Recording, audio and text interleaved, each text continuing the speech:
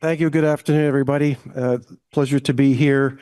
I'm Gordon Gow. I am Director of Media and Technology Studies at the University of Alberta. I live and work on Treaty 6 territory, and I'm very grateful to be there. The traditional lands of the Cree, the Saulteaux, the Blackfoot, Dene, and Nakota peoples, as well as the Métis Nations. This is my second opportunity to be involved with the Indigenous Connectivity Institute. I was at the Indigenous Spectrum Summit in Nanaimo earlier this year, and my colleague Rob McMahon, many of you know Rob, I work quite closely with him, and I'll just tell you a very brief story about LEOs, low Earth orbiting satellites. In the summer of 2023, I had a chance to travel up to Paulatuk, the north, very north of the Northwest Territories. It's a little hamlet up there in the Nunavut region. And as we were flying in on this small aircraft, I looked beside me on these empty seats where they put cargo, where nobody's sitting. And there's a Starlink box sitting there going up to Paulatuk.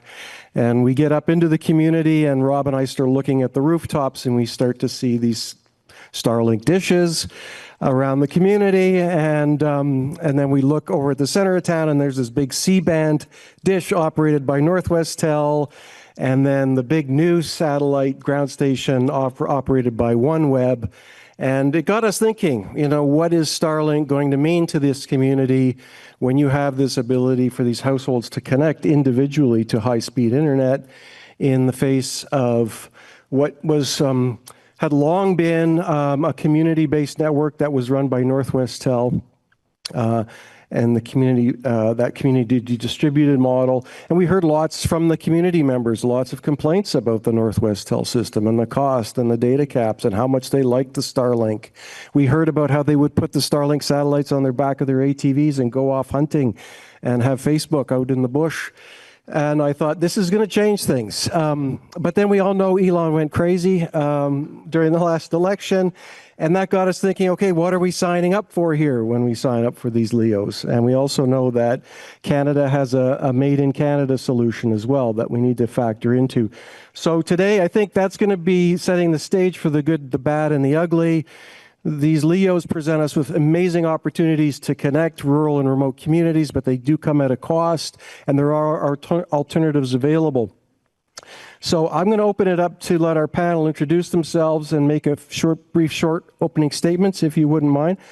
I do have some questions to prompt the panel if you want to go that route, and then we can take it wherever it goes from there. And with that, why don't we start to my immediate right?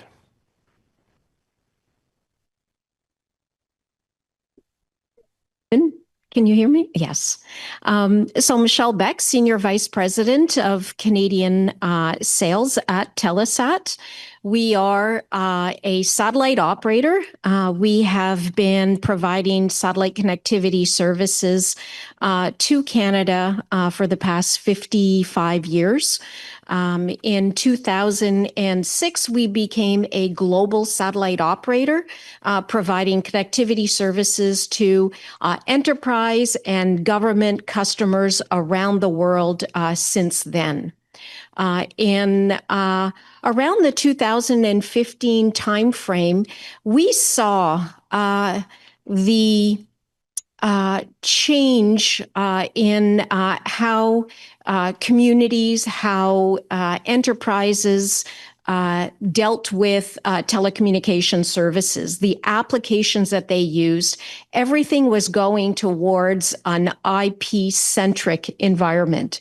And so at that point, we decided to pivot the business from offering geostationary satellite services to LEO so that we could effectively address all of the broadband, low latency requirements that our customers had or were driving globally.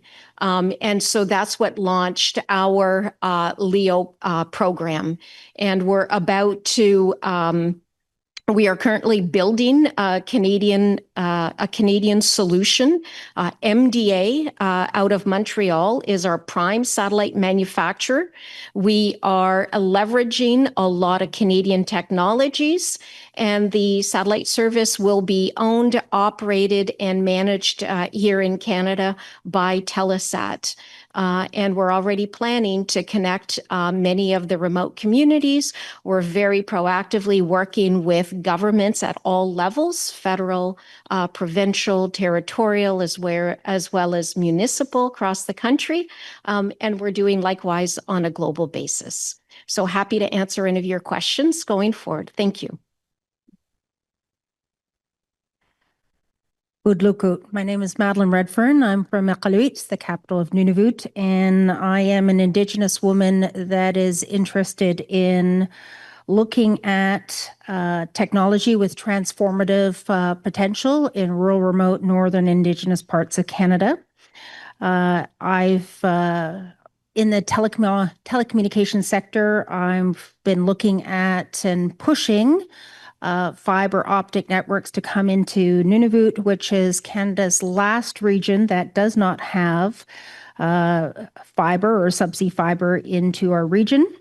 We are 100% satellite dependent, and I would say is that it's been significant change since Starlink and/or OneWeb have deployed their LEOs. But I am also very aware and interested in paying attention to one of the other, fundamental issues as you look at building out telecommunication networks is the necessity for reliable, stable, abundant, and affordable energy. You cannot build out telecommunication solutions without that, and we're 100% diesel dependent in my region, which poses a huge challenge and problem. And then, as part of CanArctic, we are looking at working with our Indigenous partners and telecommunication sector to build up to 2,000 kilometers of subsea fiber from Newfoundland and connecting into Labrador, connecting to existing all subsea cables in Nunavik, as well as in the western part of the Arctic. And not only for the purpose of seeing improved internet for our people in our homes, but also for our businesses, our governments, as well as military and defense. As most people know, since a lot of news around Trump and U.S. administration, there's a huge recognition of the necessity to invest in our northern and Arctic regions to improve security and defense. One of the key and essential elements, of course, is all domain awareness. What does that mean? It means being able to have real-time data, whether it is from seabed or to space, to know what is happening in our region, but also to detect any incursions, whether that is through space and or in the marine environment. That requires subsea. I'm not discounting that we don't need satellite. We do. They are complementary technologies. But anyone who is in the satellite business will also tell you, you need ground stations, you need fiber, you need to be able to download that data and be able to send it wherever it needs to go in the world. And more often than not, what we also need and want to see is the deployment of data centers in the north. It's called edge computing. So you're not just moving data to southern data centers, but having data centers in the north because it's cooler temperatures, but also you want to be able to process that data as quickly as possible, especially for defense and security purposes. So that's a little bit about, me. But the main thing is that we know we need these investments, and they need to be strategic and smart investments that benefit not only the small population in the north, but effectively to support our national and our intercontinental and our international obligations as a NATO and allied partner, which means that we have a line and a border that we need to protect and defend and invest in, and because millions of Canadians and millions of North Americans rely on it.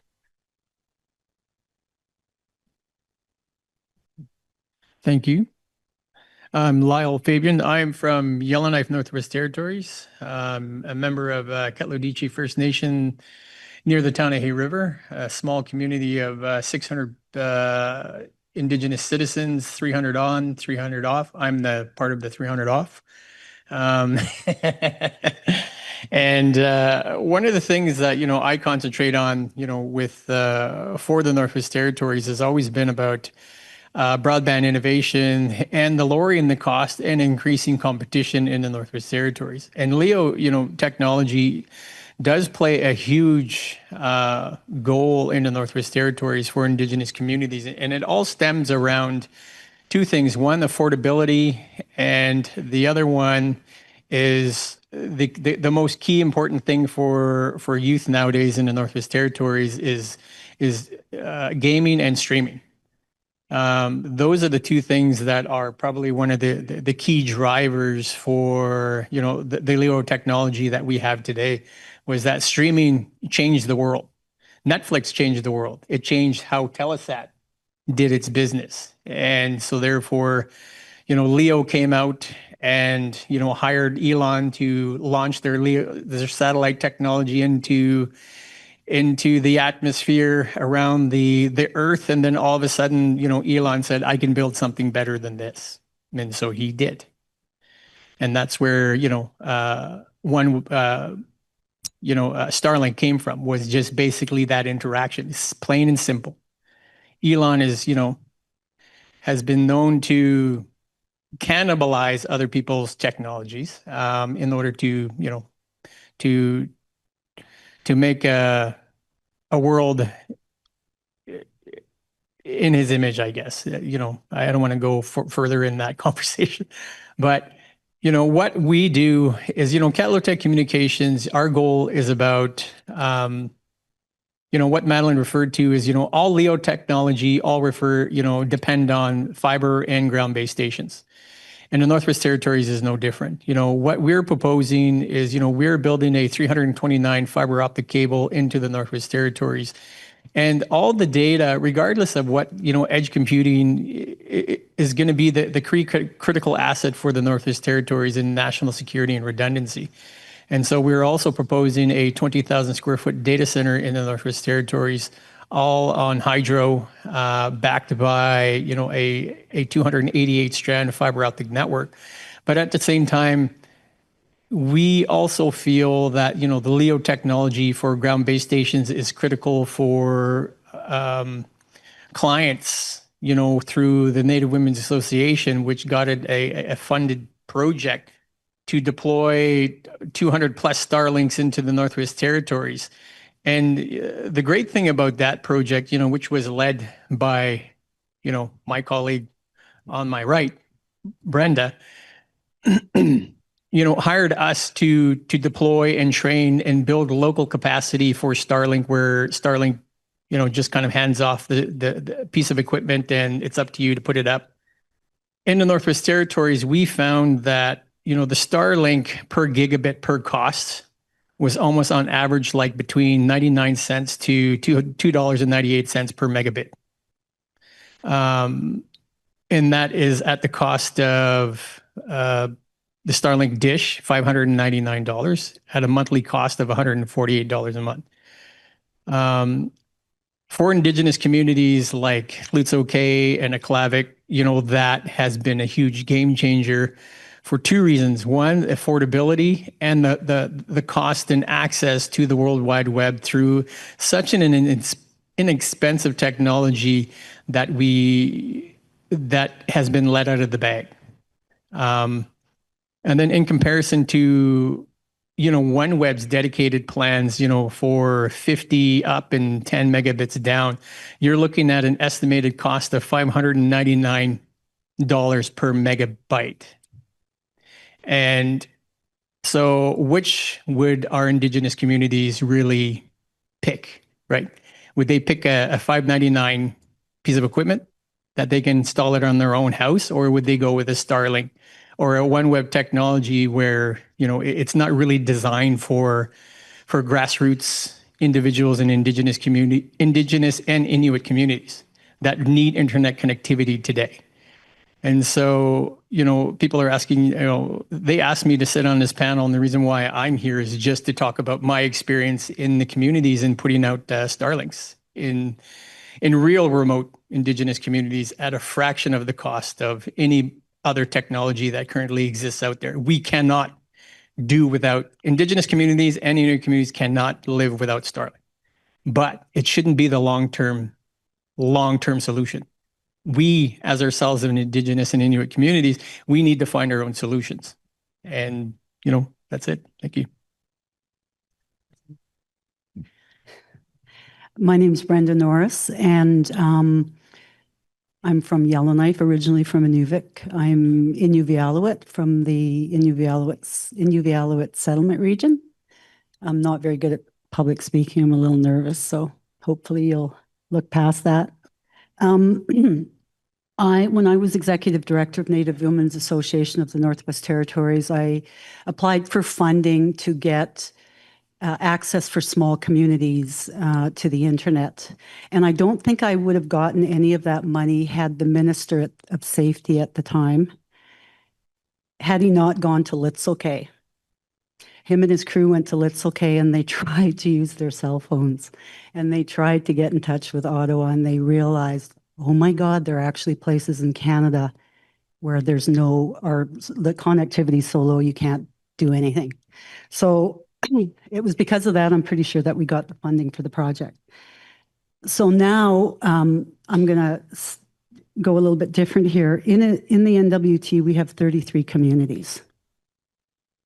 4 of those communities have high-speed internet. There are 29 or 28 that could be hooked up to fiber optic, but the communities can't afford to do that.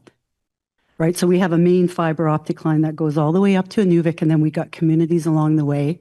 As we know, we have no economy, we have nothing, we have no money. We can't put fiber optic in. We could if we had the money.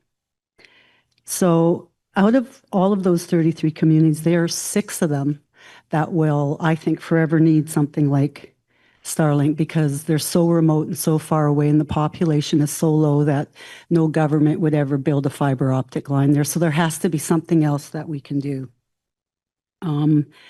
Right now, the government is pushing, in the NW2 is pushing a lot of online learning, which is really interesting because only 4 communities could actually partake in online learning, and there are 33 communities. So I think there's a lot of communications issues in the NWT. I don't think they really understand the technology and how it works and why we can't do online learning in Litzel Cay. Well, now we can because we have Starlink there.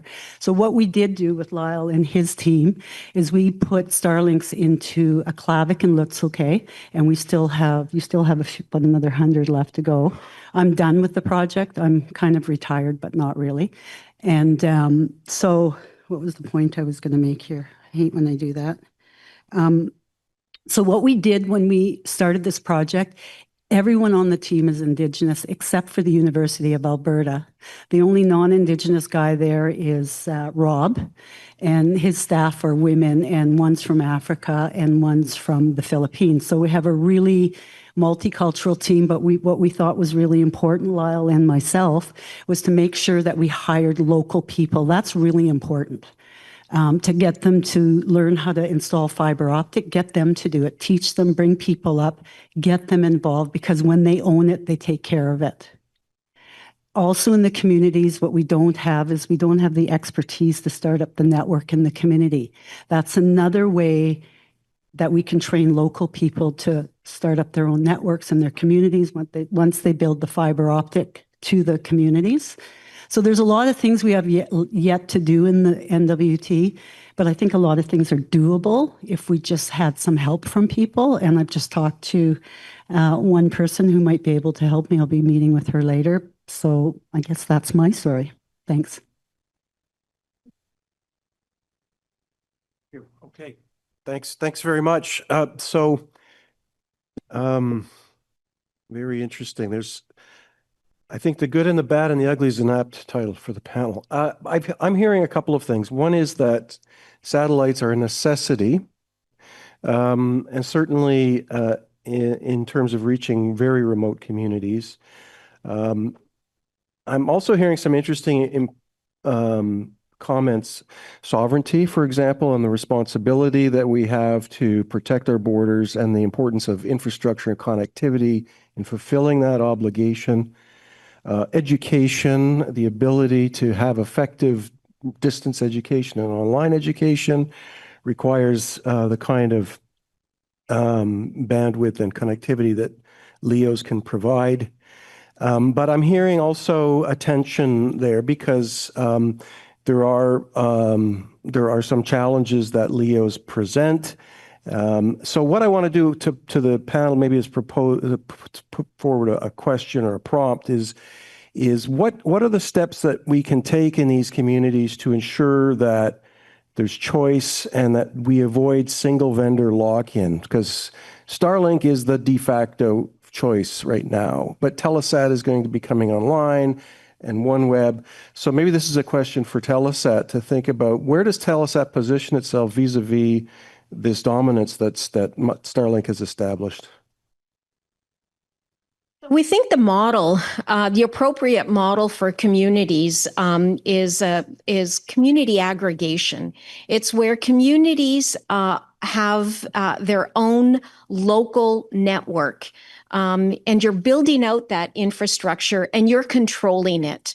What Telesat is a wholesaler of satellite connectivity services. So we work with Indigenous ISPs, we work with carriers, we work with integrators, and they build out the local networks and help the communities either run it.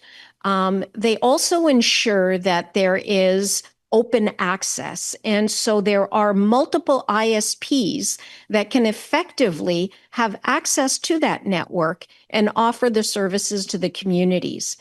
It's important to have that local infrastructure. Otherwise, all of the communication is going back to some sort of hub, and that hub location or that ground station, and many of them are located not in Canada, but outside. So when we talk about protecting sovereignty, protecting data, it's important that those hubs, that the ground station, that the infrastructure be in Canada. And that's what we bring to the table. We worked hand in glove with ISPs, with the carriers. They build out that infrastructure. We connect them. And it enables broad connectivity and efficient sharing of that bandwidth within the community, serving households, businesses, governments, enterprise, as well as mobility towers. And so you're connecting wireless towers as well. So with our satellite connectivity all throughout Nunavut, we were the first ones to help connect and bring LTE connectivity into the community.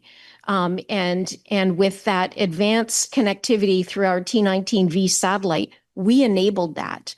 And low latency connectivity into the communities will continue to support all of that infrastructure that is in fact required. And it's not just serving the communities, it's having capacity and that ability to serve traffic that is operating between communities or on the water or in the air, aircraft overflying the territory. That's what satellite connectivity delivers. And it provides a layer of resiliency as well when there is fiber. But in many of the instances, fiber is not diverse. We haven't deployed fiber rings. That's an additional cost. And so to help ensure that level of resiliency and availability of the services, satellite can act as the backup to all of these terrestrial services as well. So it plays a very key role. Again, ours is our mandate, our objective is empowering the communities so that they can build, own, operate their own infrastructure. And we help to facilitate that by bringing that long haul connectivity. But it enables the connectivity of all kinds of infrastructure within those communities. So I would say a couple things. One is that there's been a ton of money that the Canadian government has subsidized the sort of incumbents, whether that is Telesat and or Northwest Tel. And historically, you know, it's good to be connected, but it was at an outrageously unaffordable rate price. And so we were paying the highest rates of connectivity in the world for the very worst service. So Starlink has been a game changer, but I am also very aware, as I've been asked by media sometimes, is like, well, the concerns around Elon Musk and, you know, the ownership of Starlink. And then, of course, you know, someone like me is also very aware and concerned about the Cloud Act and how our data in Canada could be shared and is being accessed by United States. And so the question I also is not just a Starlink concern, or where your data center is, or your cloud and where your data is, you know, whether it's Amazon Canada, which is, you know, connected to Amazon or Microsoft, but also, you know, the proposed Telesat Canadian solution nonetheless has a ton of American ownership. No more American ownership. Interesting, because I took a look at that earlier. But we're Canadian owned and controlled. So it has some. Yes. Exactly. Canadian owned and controlled. But it has some United States sort of ownership and or aspect. So what I've learned from the Cloud Act is that, you know, all it has to do is touch anything that is US based to therefore have US access. So the question is, you know, often is, well, you know, when we see Ontario and other places cancel their Starlink contracts as well, is that happening in the North? The answer is no, because we can't afford the $1,200 home internet access, which is what I was paying, and I wasn't streaming and I wasn't, you know, online gaming. I wasn't doing any of that because I couldn't afford it. And I was paying $1,200 literally just to be able to, you know, connect and do my online research, send my emails, receive emails. So we don't have, when you say those monopolies, you know, where we end up going is wherever it is affordable, even if our privacy and our data, you know, potentially is compromised, is because when you're looking at whether you feed your children or pay your electricity bill or your rent and or, you know, these are the equations that almost every household has to do. And so, you know, the Starlink at $149 a month, unlimited, has been a massive game changer. So, of course, you know, it will be interesting to see as more LEOs come on. You know, we know that Amazon Kuiper is proposed to launch.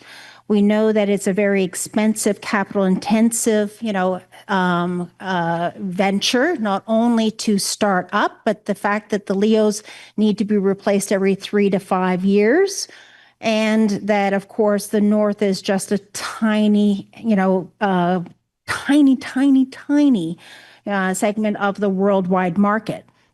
So it's what we want to see and ensure is that when, you know, words like open access are used, what we've learned in the North, that just, you know, when you've had the incumbent, you know, make their network available to the other competitors, it's never been at an affordable rate, which is also why and how we see more and more Indigenous communities and nations not just wanting to own the last mile, which is the infrastructure network in our communities, but looking at how can we get into this multi-billion-dollar game by owning, you know, the backbone, the middle mile, the first mile, the data centers, because it has been an industry, the telecommunication industry has been a sector which we have largely been kept out of and also screwed over.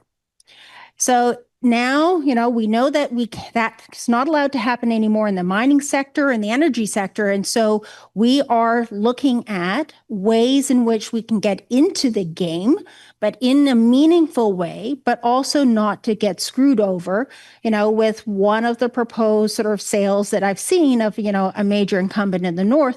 We could do a lot better with $1 billion than buy outdated, old legacy, equipment. We could build significantly more, infrastructure that we could see not only where we own it, but we control it and we benefit. So I appreciate and I agree that it's good to have, the last mile infrastructure. It's good to have the backup. We don't have enough money to get into the satellite business, but we definitely need to be looking at all this, the immediate needs, but also what are the investments that can be made today that can benefit us for the next 50 years in all areas and all aspects. So the last mile, the household equation is not the game to be looking at. It's a part of it, but it's not the big play.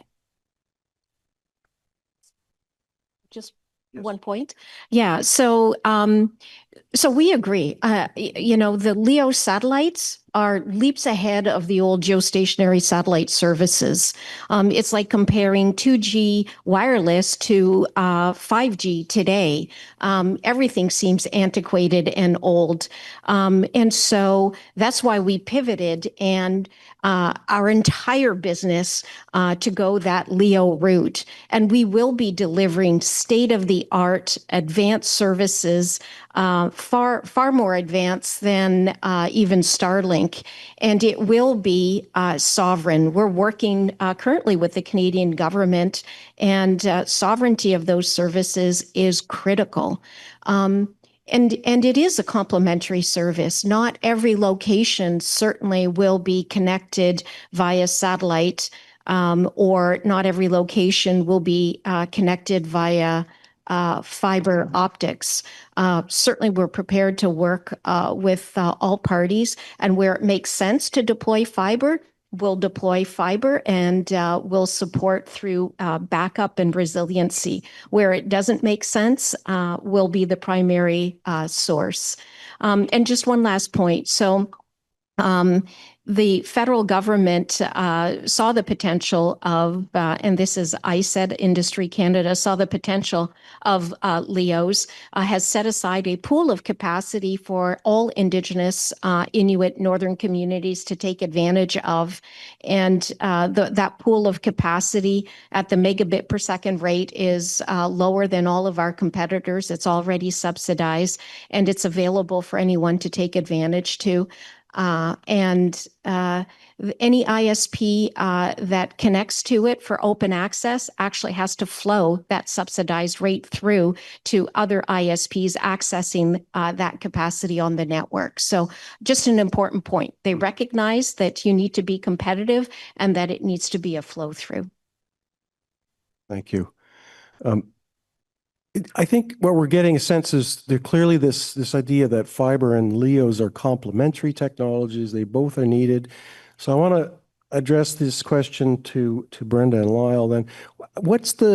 How do we go about finding that right makeup, between LEOs and fiber? And what are the trade-offs? And I'm thinking in terms of trade-offs here around we talk about Starlink as really to the household, but when we do that, we achieve that low latency at the household at the sacrifice of building expertise and capability in the community to build and run its own networks. And at the same time, if we think in terms of the longer term strategy, we can imagine where both of these are going to be present. But how do what's the pathway forward to build something where they're both working together well? I have no idea. No, I'm just kidding. All right, thank you for coming out, everybody. I guess the true remote accessibility is basically what you're talking about in regards to no dependencies on fiber or fixed wireless or which satellite technology and so on and so forth. But for Indigenous communities and for, let's say, community-based networks, you can't really go without, a LEO technology without it being backed up by some sort of fiber optic network or cable, because fiber is, the capacity of fiber, completely outweighs the capacity of a satellite link, per gigabit per cost. It's almost, surpasses any kind of satellite technology, even today. And, a lot of fiber optic experts in, industry, they always say,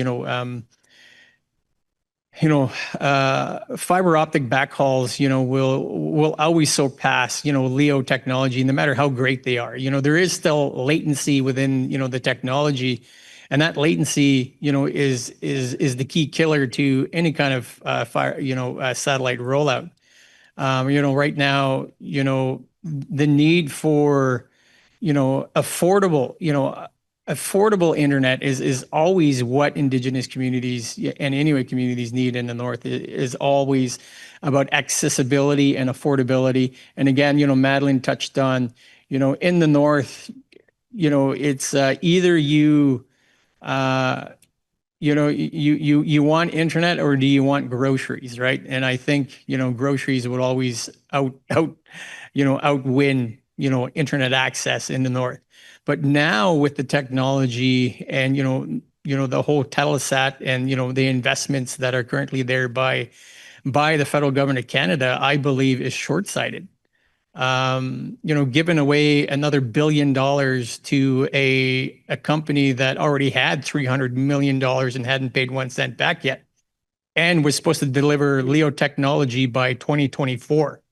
We're in 2025 now, and we're no near satellite technology from Telesat. And now Mr. Carney throws another $1 billion at the problem. And, Telesat can say, we're going to bring, the satellite solutions. Well, how about Mr. Carney invest in real, tangible, Indigenous-led fiber optic projects that can bring changes today and not rely on, this Oliver Twist, scenario where, please, government of Canada, can I have some more, right? It doesn't work for us. That solution does not work for Indigenous communities, and it never will. It's almost kind of like, Indigenous peoples need to learn how to be farmers, right? It was just kind of, this whole, how the Indian Act made Indian Acts act like Indian Act Indians scenario. It keeps us on the continuous gobs of federal government requirements and needs and always continuously going back.